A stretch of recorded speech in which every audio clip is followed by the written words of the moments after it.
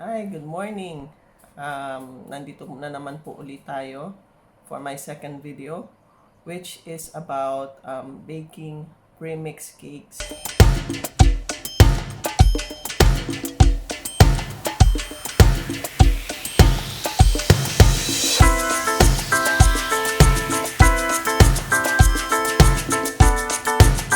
So, our first cake is yung Betty Crocker super moist dark chocolate cake. So, ano po ito? Bale, imimix na lang natin, then ibe-bake. Then, the next one naman, ibe-bake po yan sa oven.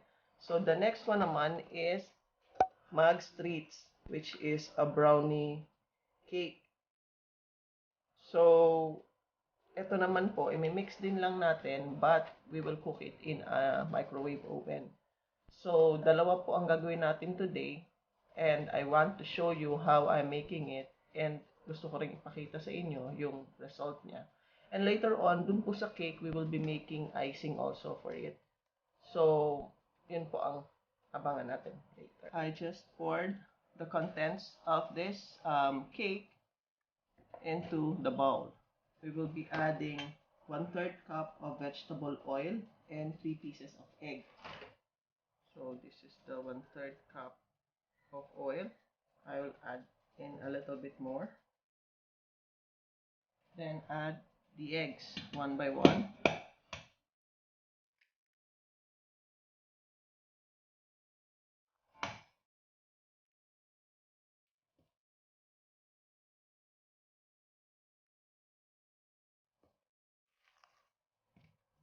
And also we'll add in the water, but instead of just plain water, I will add milk to it. Habang pinapa-heat po natin yung oven, yung pinipreheat natin yung oven, papakita ko po muna sa inyo yung mix na nandito sa baking pan. And yung pong baking time nito is from 40 to 45 minutes.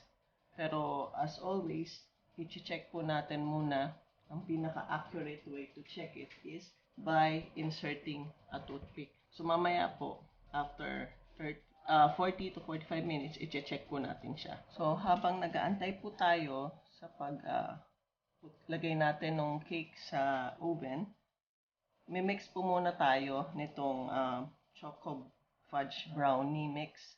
3 tablespoon ng milk kada sachet.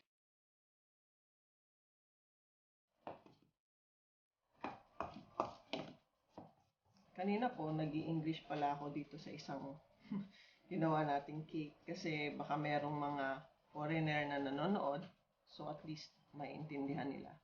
So, ilalagay ko na po siya sa container dito sa baking dish. Kasi ang sabi po, sa isang sachet daw, it is good for 250 ml na cup.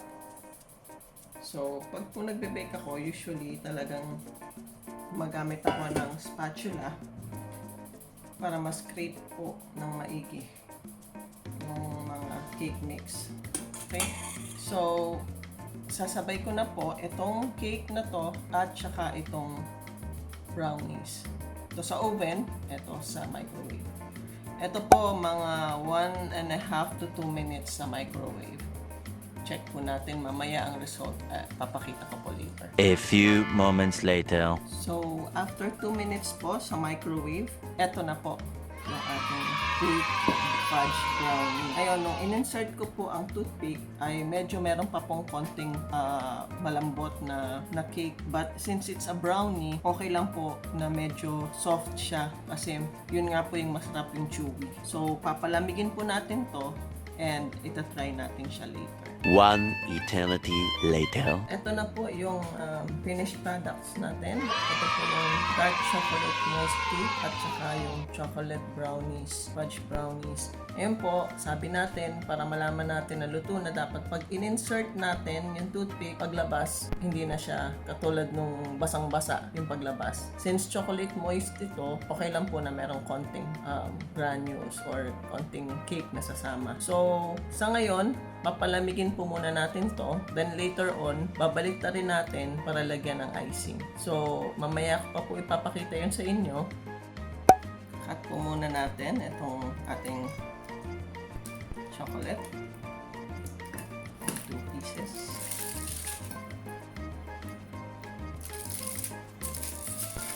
Lagay na po natin lahat. So, ipo-pour na po natin ang isang pack ng cream, thick cream, 1 tablespoon of butter or margarine. Kahit hindi na po natin to i-mix for now kasi matutunaw po ito. A few moments later. So, eto na po yung melted na chocolate, cream, and butter. Before po natin i-pour yung icing sa cake, palamigin po muna natin para hindi siya masyadong ma-absorb ng cake.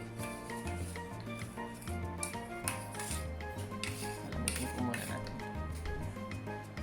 Ito po, yung top pa lang yung nilagyan ko ng icing. So, iniisip ko po kung hayaan ko na lang siyang mag-drizzle sa sides or lalagyan ko pa rin talaga yung sides. So, I'll keep you posted when I finish the cake. Ito na po ang finished product. Birthday po kasi nung aking colleague sa Friday, and napag-usapan po namin na bukas namin isa-celebrate since may pasok na rin po ako bukas. So, ito po yung cake na prepare ko for her birthday kasi nakagawian na po namin na pag merong isa sa amin na may birthday, nagbe-bake ako ng cake para sa kanila. So this time, kinuhanan ko lang ng video habang pinagawa ko yung cake. Patitigasin po muna natin para maging firm yung icing kasi medyo soft pa rin siya. And yung remaining icing po, ilalagay ko naman siya dun sa brownies. So, mamaya, ita-try natin yung brownies with the icing. So, ito po ang ating na-bake kanina na brownies. So, ilalagay ko na po lahat ng remaining na icing dito para wala pong sayang. Hindi ko na po siya tinanggal sa lalagyan kanina para po pagkain natin is slice na lang natin. Mas madali po pag may scraper. Kaya, importante po yung may spatula or scraper kayo habang pag nagbe-bake kayo. So,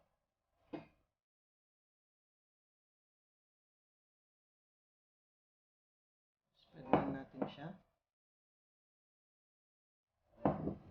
And, patigasin pa rin natin para mag-firm yung icing. Ito na po yung brownies na may icing, pero medyo wobbly pa po ang ating icing. But, kailangan po nating i-try muna, so kakat ko na siya.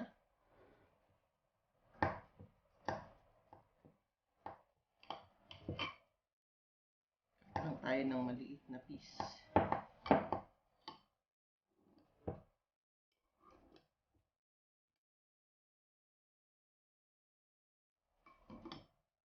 Try natin.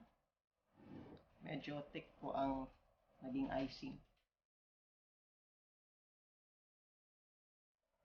Try na po natin ang ating brownies.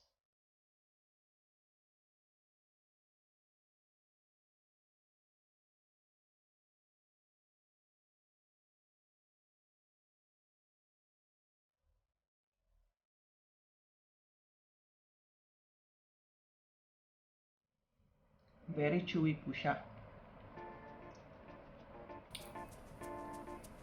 Yung brownies na to. And yung icing po,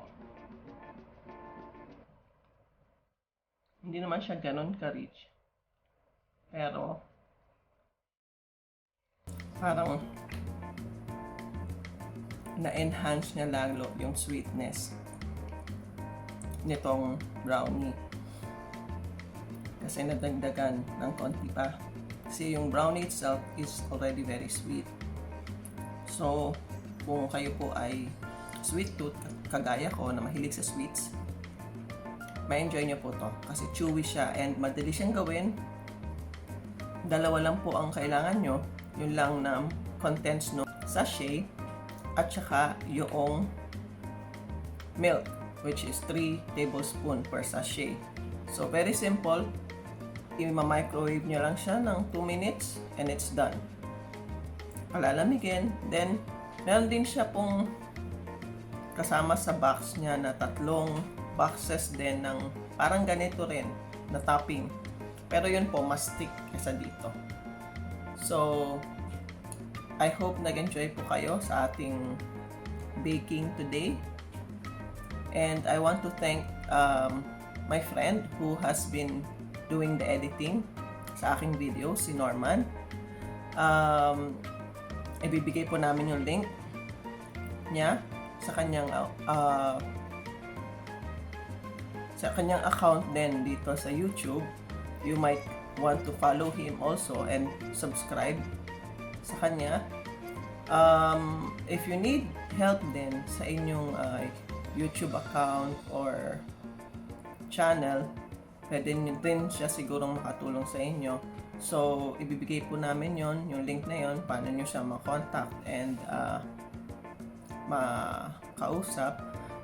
And I want to also take this opportunity to have a shout out for all my relatives sa Amadeo, Cavite. I want sana po na mag-join kayo, lalo na sa mga taga Cavite, sa Amadeo, to join the raffle para po magkaroon kayo ng chance na manalo. And bago po tayo magtapos, gusto ko lang din pong i-remind sa inyo uli that God loves you. And until our next cooking and eating, this has been Lorraine saying goodbye.